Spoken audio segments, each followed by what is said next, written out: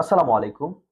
বাংলাদেশের জনগণের ঘাড়ে চেপে থাকা সিন্দাবাদের দৈত্যের মতো একটা সরকার বাংলাদেশ থেকে বিদায় নেওয়ার পরে বাংলাদেশে একটা সুষ্ঠু গ্রহণযোগ্য নির্বাচন করার উদ্দেশ্যে একটা অন্তর্বর্তীকালীন সরকার গঠন করা হয়েছে এবং যে অন্তর্বর্তীকালীন সরকারের প্রধান উপদেষ্টা হিসেবে দায়িত্ব নিয়েছেন সজ্জন ব্যক্তি, সারা বিশ্বে সমাদৃত একজন ব্যক্তি, ডক্টর মোহাম্মদ ইউনূস। এবং এই অন্তর্বর্তীকালীন সরকার চলছে। এমতো অবস্থায় বাংলাদেশে নির্বাচন কবে হবে সেই বিষয় নিয়ে বিভিন্ন মহলে আলোচনা সমালোচনার সৃষ্টি হয়েছে। এটাই স্বাভাবিক। যখন ১৭টা বছর, মানে ১৭টা বছর বাংলাদেশের জনগণ ভোট দিতে পারেনি, এই যে ভোট না দিতে পারার যে আকাঙ্ক্ষা, সেই আকাঙ্ক্ষা প্রত্যেকটা মানুষের মধ্যে আছে। এটা মেনে নিয়েই আমরা সবাই রাজনীতি করি। অবশ্যই সবাইকে এটা মেনে নিয়েই রাজনীতি করা উচিত। এখন এই নির্বাচন, এই নির্বাচন আসলে কবে? সংস্কারের আগে না পরে? অনেকেই বলছে ৬ বছর, ৫ বছর, ৪ বছর, ৩ বছর, একেকজন একেক ধরনের মত দিচ্ছে। এবং বাংলাদেশের বৃহৎ রাজনৈতিক দল বিএনপি যারা শুরুতে বলেছিলেন যে ৩ মাস অথবা ৬ মাসের মধ্যে নির্বাচন দিতে হবে। পরবর্তীতে তারা বাস্তব অবস্থাটা বুঝতে পেরেছে এবং বুঝতে পেরেই তারা পরবর্তীতে বলেছেন যে নির্বাচন যখনই হোক আমাদের একটা নির্বাচনী রোড ম্যাপ দেওয়া হোক। এই রোড ম্যাপ চাওয়ার পরে যখন অন্তর্বর্তীকালীন সরকার বিভিন্ন সংস্কারের কাজে হাত দিয়েছে, ঠিক তখন বিএনপির পক্ষ থেকে বলা হচ্ছে যে আহ, অতি দ্রুত অতি দ্রুত নির্বাচন দিয়ে আহ, জনগণের নির্বাচিত সরকারের হাতে ক্ষমতা হস্তান্তর করার জন্য। এখন বাংলাদেশের অন্যতম আরেক বৃহৎ দল বাংলাদেশ জামায়াত ইসলামী, জামায়াত ইসলামের আমির বলেছিলেন যে সংস্কার কাজ করার জন্য যতদিন সময় লাগে তারা এই সরকারকে দেওয়ার জন্য প্রস্তুত। এবং তারা বলেছেন যতদিন লাগে সংস্কার করতে ততদিন এই সরকার ক্ষমতায় থাকতে পারে। এরকম আলোচনা সমালোচনা এবং এরকম বিভিন্ন মহল থেকে বাংলাদেশের ইসলামী আন্দোলন চরমোনাই এরাও সংস্কারের পরে নির্বাচনের কথা বলেছে।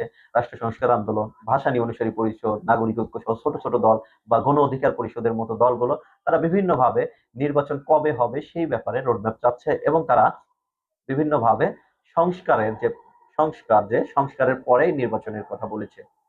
এর মধ্যে আহ গণতন্ত্র মঞ্চ থেকে অনেক আগেই সংস্কারের প্রস্তাব দেওয়া হয়েছিল এবং রাষ্ট্র সংস্কার আন্দোলনের প্রধান সমন্বয়কারী হাসনাত কাইয়ুম উনি একটা বক্তব্যের মধ্যে বলেছেন যে বাংলাদেশের রাষ্ট্র ব্যবস্থার সংস্কারের আগে কোনো নির্বাচন বাংলাদেশে হতে দেওয়া হবে না, এরকম জোর দিয়ে তিনি কথা বলেছিলেন। এবং গণতন্ত্র মঞ্চের আরেক নেতা জনাব মাহমুদুর রহমান মান্না ২০ আগস্ট একটা বক্তব্যের মধ্যে উনি বলেছিলেন যে আগে সংস্কার করেই পরে নির্বাচন। পরবর্তীতে অবশ্য বগুড়া শিবগঞ্জে সম্প্রতি একটা বক্তব্যের মাহমুদুর রহমান মান্না বলেছিলেন যে সংস্কার এবং নির্বাচন একসাথে চলতে পারে।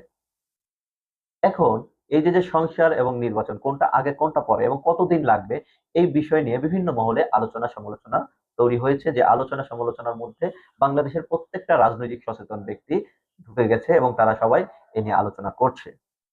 আসলে নির্বাচন দিতে কতদিন লাগবে? গতকালকে আমাদের প্রধান উপদেষ্টা ডক্টর মোহাম্মদ ইউনূস জাতির উদ্দেশ্যে বক্তব্য এবং বিদেশি একটা সংবাদ মাধ্যমকে দেওয়া একটা সাক্ষাৎকারে উনি এ সম্পর্কে সামান্য ধারণা দেওয়ার চেষ্টা করেছে, যদিও উনি স্পষ্ট করে বলেননি যে নির্বাচন আসলে কতদিন পরে, ৬ মাস, ১ বছর, ২ বছর, ৩ বছর, নাকি ৪ বছর, নাকি ৬ বছর। এ ব্যাপারে তিনি নির্দিষ্ট কোনো ডেট বলেননি, কিন্তু উনি একটা ইঙ্গিত দিয়েছেন। উনি বলেছেন যে নির্বাচিত সরকারের কথাই বলেছে যে সরকারের মেয়াদ ৪ বছর করা যেতে পারে। এবং উনি বলেছেন আমরা যে ৪ বছরই থাকবো এটা বলা যাচ্ছে না, এর কমও হতে পারে, ৪ বছরের কম হওয়াই উচিত। যেহেতু 4 বছর সে একটা লিমিট দিয়ে দিয়েছে এবং সর্বোচ্চ ৪ বছরের কথা বলেছেন।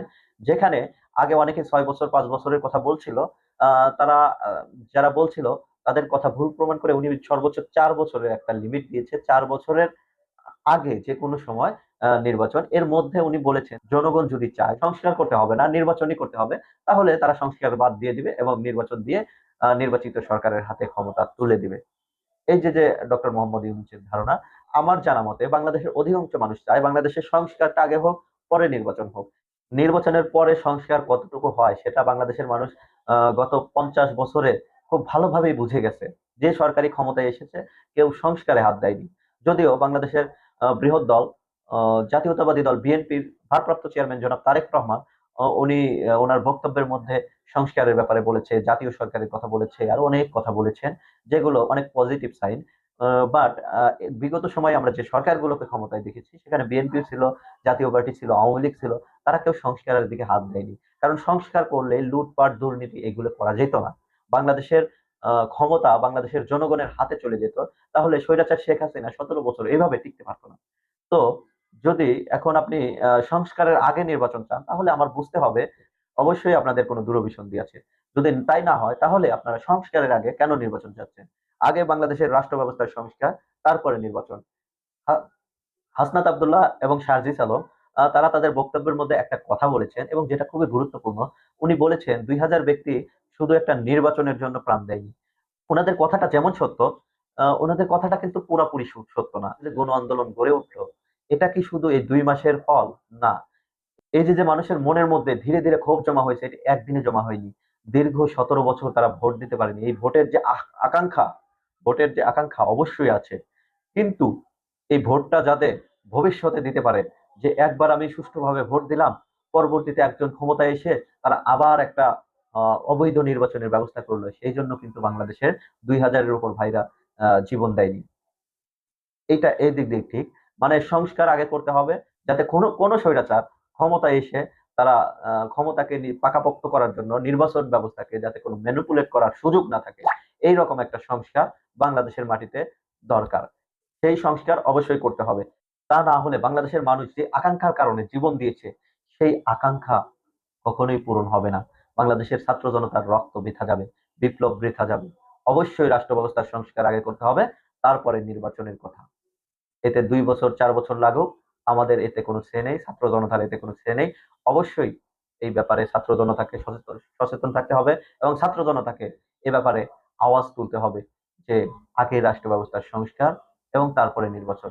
রাষ্ট্র ব্যবস্থার সংস্কার আপনারা কিভাবে করবেন, সেই রূপরেখা ছাত্র জনতার কাছে আগে পেশ করতে হবে, এবং বাংলাদেশের বিভিন্ন স্টেক হোল্ডারের কাছে পেশ করতে হবে যে আমরা এই সংস্কার করতে চাই, আমরা এই সংস্কার করতে চাই, আমরা এই পরিবর্তন করতে চাই, নির্বাচন ব্যবস্থার এই পরিবর্তন করতে চাই, আমরা রাষ্ট্র ব্যবস্থার এই পরিবর্তন করতে চাই, সংবিধানের এইটা পরিবর্তন করতে চাই। এই বিষয়গুলো অবশ্যই আপনাদের বাংলাদেশের জনগণের কাছে তুলে ধরতে হবে।